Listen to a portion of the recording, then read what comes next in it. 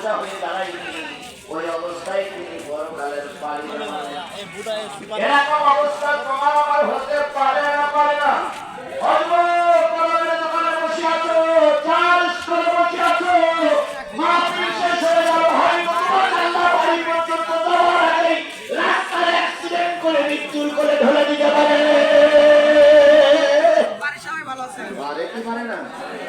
আমরা দোয়া করবো না তার কোনো ক্ষতি হোক, কিন্তু এরকম হতে পারে কি পারে না?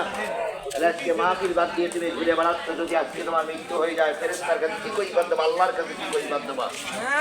সকল বাধা বিপত্তি, সকল জড়তা, সকল ব্যস্ততা পিছনে ফেলাই যে আল্লাহ আপনাকে আমাকে কোরআনের মাহফিলে কবুল করেছেন, সেই আল্লাহর দরবারে আবারও শুকরিয়া আদায় করছি, আলহামদুলিল্লাহ।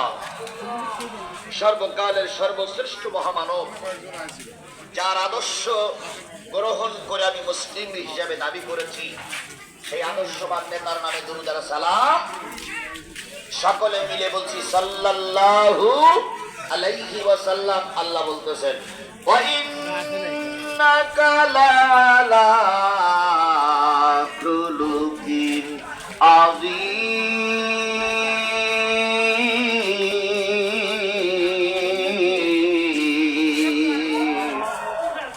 কোরআন তেলাওয়াতের পরে যারা আল্লাহু আকবার বলবে, আল্লাহ তাদের জান্নাতে যাওয়ার পথ সহজ করে দিবেন।